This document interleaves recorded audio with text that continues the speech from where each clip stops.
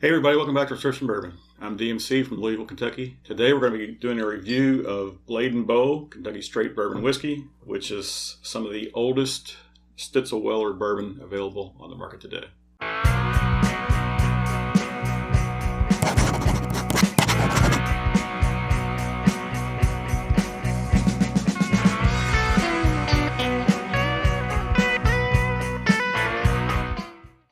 So this Blade & Bow bourbon is distributed by Diageo. They are the owners of the old Stitzel-Weller Distillery here in Louisville, Kentucky. It changed names several times over the years. It used to be ran by the Van Winkle family. It eventually, was what's called the Old Fitzgerald Distillery. They were making Weller there and Old Fitzgerald, among other bourbons. It changed hands a little bit back in the 70s and 80s. It was purchased by what was United Distillers, which morphed into Diageo. They're still currently the owners of the property. They stopped distilling on premises in 1992. So they sold off the brands sometime before then. The Old Fitzgerald went to Heaven Hill. The Wellers went to what is now Buffalo Trace. Sometime in the early 2010s, I guess, they decided that they had this gold mine of old Stitzel-Weller, bourbon in barrels aging in warehouses. So what they decided to do, instead of just bottling that and selling it, which they would have ran out of product fairly quickly, so they decided to incorporate the Solera method of aging, which means they blend different barrels over time. They never empty a barrel. They'll take some of the liquid out of a barrel, and they'll refill it with from other barrels, and it's a trickle down method, and it's a time consuming and costly method, but they are putting in new juice, new distillate into the some of the barrels. But the theory of that, it's used in the wine industry and other industries, and it's been used for hundreds of years. But the theory there is that the Stitzel-Weller product will actually never be completely gone. So they can sell that on the market for years and years to come. So it's kind of a marketing gimmick. They basically are saying that this is the old Stitzel-Weller juice is in here. The amount that's in here is probably pretty small, but there is some fractional parts of an ounce in here, most likely. So, and over time, that's probably gonna change. But along with that, they have this key on here, another marketing gimmick. It's a numbered key. This is number 1. There are 5 different keys on the bottle. They talk about the 5 keys of producing bourbon. The term blade and bow comes from the key. You've got the blade and the bow, which are the 2 parts of the key, the stem and the part up there on the end. So and that is relation to basically these warehouses that were locked up storing all this stuff at the old Stitzel-Weller Distillery. So some neat history, some neat marketing going on there. But how's the actual product? We'll find out. So this comes in at 90 proof. There is no age statement, but it is a Kentucky Straight Bourbon Whiskey. So the youngest stuff in here is going to be 4 years old.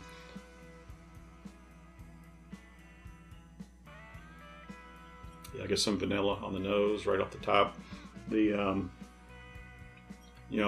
product that they're putting back into the barrels as they remove stuff out of the barrels is unknown.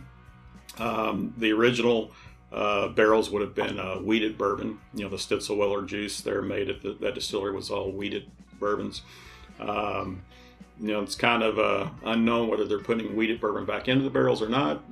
Diageo's not really making any wheated bourbon in any of their brands, so unless they're sourcing from somewhere else, which they're probably not, most likely they're putting in some bourbon made with rye, which will actually make this a 4 grain at this point. So, but the information is not out there.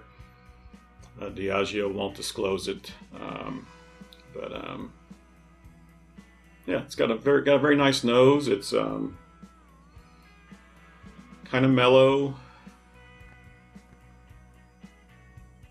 has some oak on there. Has definitely has the vanilla. A little bit of burnt sugars there. Some caramel.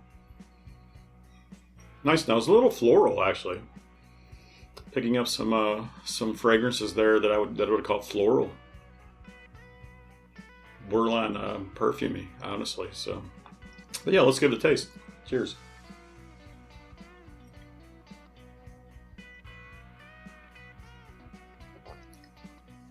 Yeah, definitely sweet on the tongue. I mean, sweetness hit me immediately. There's a little bit of spice on the back of the tongue, back edges particularly. A little warmth going down. I do taste some caramel. I do taste that vanilla. Yeah, very nice overall mouth coating on there. The flavors, coat the mouth real well. The spiciness, lingers and pops around there. So, very interesting bourbon.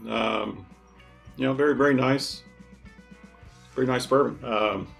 The price on this goes for $45, $50, possibly more. Availability, I'm not sure what it is. Here in Kentucky, it seems to be pretty available. Assuming that it's available, hopefully nationwide. And at $50 a bottle, at non-age stated and 90 proof, it's a little pricey. But it's that marketing going on there where they're pushing the Stitzel-Weller history, having some juice in there, having these collectible keys. I mentioned these keys were numbered.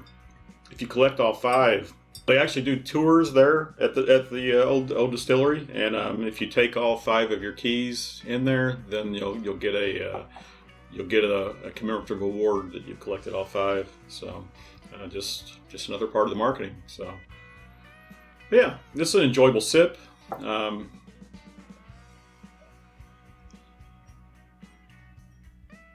It's definitely sweet, but it's spicy. It's got a good spice. It's a cinnamon. It's got a good cinnamon spice. It's got a good sweetness. Definitely an enjoyable sip. No complaints other than possibly price, I guess. So, all right, everybody. I hope you liked this review. If you did, hit that like button, hit subscribe if you want to see more content from me. I'd love to hear from you in the comments down below. Hope you had some fun. I did. Remember, everybody, all bourbon is whiskey, but all whiskey is not bourbon. And the best bourbon comes from Kentucky. Cheers.